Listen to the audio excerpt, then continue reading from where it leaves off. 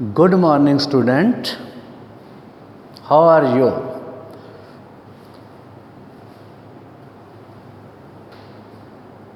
Our topic today is ideal and non-ideal crystal and crystal imperfection. Ideal and non-ideal crystal. Let us take example. बेटे इधर देखो,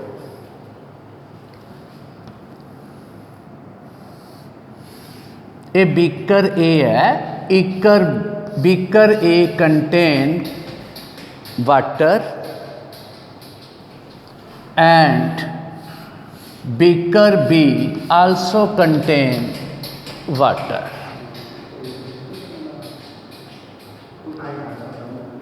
Beaker A have water at 10 degrees Celsius and beaker B have water at 99 degrees Celsius. जेड़ा beaker बेटे A है, इहदे च water है 10 degree Celsius ते इहदे विच वाटर कित्थे है 99 डिग्री सैल्सियस ते।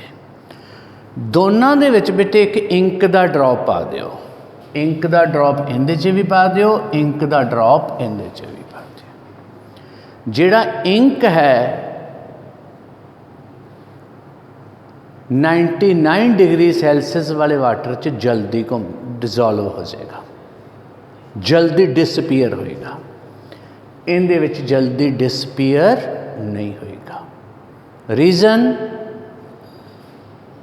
Water at 99 degree Celsius have molecule which have high speed, high kinetic energy, and at 10 degree Celsius water molecule have low speed. बेटे एक्चुअली की है, टैंपरेचर इज़ किनेटिक एनर्जी। किसी चीज़ नूं आपां ठंडा करते हैं तो उनके जिहड़े मॉलीक्यूल है उन्हां दी स्पीड घटती जाती है, गर्म करते हैं तो वधदी जाती है। जदों बेटे आपां वाटर नूं ठंडा करते हैं इहदी स्पीड की होई जाती है, घटती जाती है, घटती जाती है, घटती जाती है। वाटर सॉलिड बन जाता है। इहदा मतलब सॉलिड जो बन गया उदों इहदा मतलब ये नहीं भी वाटर के मालीकूल खड़ गए, सीज हो गया, वो वाइब्रेट करते रहते हैं। फिर टैंपरेचर डिक्रीज़ करते हैं, वाइब्रेशन घटती जाती है, फिर डिक्रीज़ करते हैं, वाइब्रेशन घटती जाती है। -273 डिग्री सैल्सियस के वाटर जे मालीकूल है जिहड़े उन्हां दी स्पीड 0 हो जाती है। तुहानूं बेटे पता होना चाहिए -273 डिग्री सैल्सियस जो टैंपरेचर हो जाए, अपनी सारी एयर जिहड़ी है वो सॉलिड बन जूगी, थल्ले डिग जूगी और सारी जिहड़ी लाइफ है ख़त्म हो जाएगी।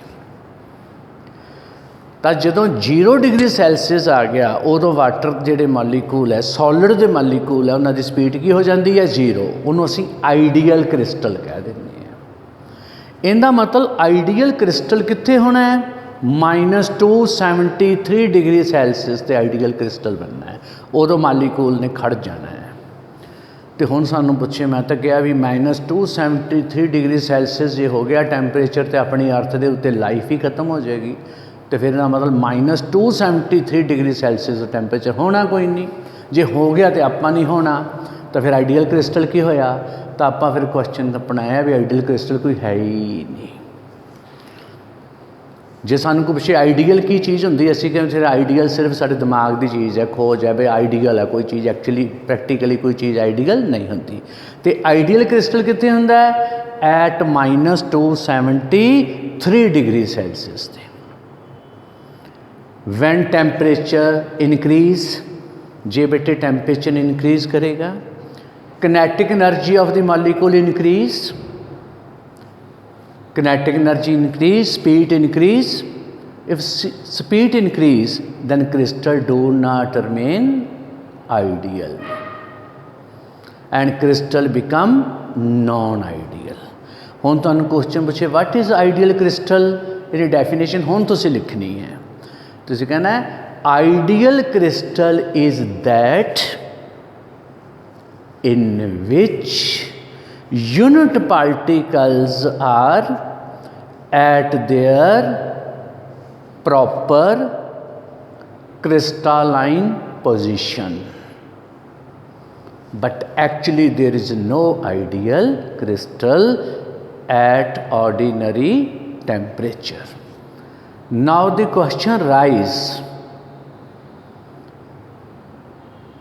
what is non-ideal solution? बच्चों आइडियल तो आप कहता भी जिंदी 0 कैलविन ते ਜਾਂ -273 ਤੇ ਉਹ ਆइडियल बन गया मालिकूल ते खड़ गए जिथे बैठा बैठा ही है। पर जिहड़ा नॉन आइडियल है वो तो उनकी तो वैरायटी बहुत बन गई भी किहो जिहा नॉन आइडियल। तो बेसिकली बेटे नॉन आइडियल जिहड़े है वो आप दो तरह की गल करांगे। फस्ट असीं कहने हैं अटोमिक इंपरफेक्शन, भी एटम जिहड़ा है वो अपनी प्रॉपर जगह तो स्लिप करके किसी होर जगह ते चला जाए, उन्होंने असीं कहांगे atomic imperfection. Atomic imperfection is that in which unit particles are missing from their normal site and occupy any other site. The second बेटे है इलैक्ट्रॉनिक डिफैक्ट। तुसीं पढ़िया +1 जदों आपां बेटे हीट करते हैं एनर्जी देने हैं, electron get energy and jump into higher energy state which is known as excited state, उन्होंने असीं की कहांगे electronic imperfections. Now there are two type of atomic imperfection.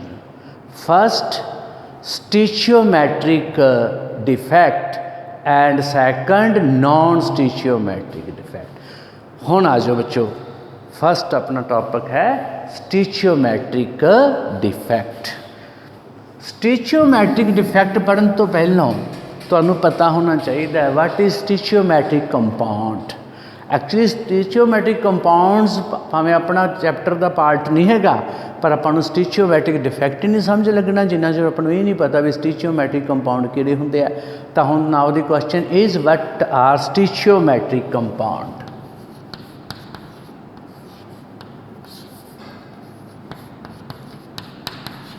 स्टिचियोमेट्रिक compound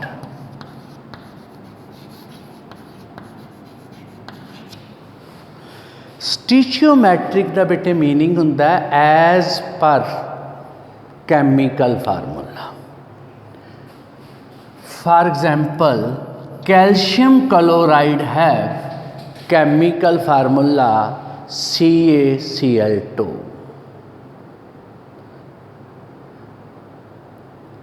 CaCl2 is a chemical formula of calcium carbonate. It indicates one formula unit of calcium chloride contain one atom of calcium, ion of calcium and 2 ion of chloride. एक ion calcium, एक 2 ion की है chloride.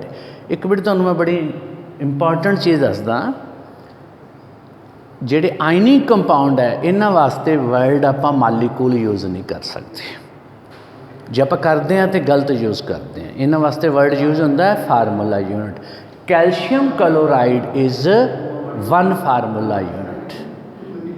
Calcium chloride मैनूं बेटे की दसदा है भी एक फार्मूला यूनिट दे विच कैल्शियम का 1 आयन है, क्लोराइड के 2 है। रेशो कितनी है 1:2।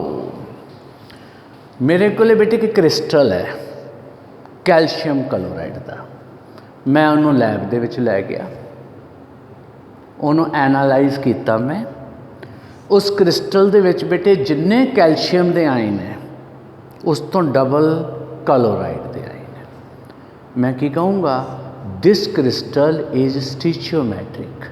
ये फार्मूले ਨੂੰ ਅਬੇ कर रहा है। जे कैल्शियम के बच्चों तो क्लोराइड की रेशो 1:2 तो ज़्यादा होवे, मैं कहूँगा ये फार्मूले ਨੂੰ नहीं मनता। This crystal is non stoichiometric. हुण ये डेफिनेशन लिखनी बेटे स्टिचियोमैट्रिक कंपाउंड की। स्टिचियोमैट्रिक, हाँ, stoichiometric compounds are those in which ratio of number of cation to number of anion is same as indicated by its chemical formula। मैं दोबारा बेटे फिर रिपीट करदा, stoichiometric compounds are those in which ratio of number of cation to number of anion is same as indicated by its chemical formula। ठीक है। हुण बेटे मैं नैक्सट वीडियो च डिफेक्ट डिस्कस करूँगा।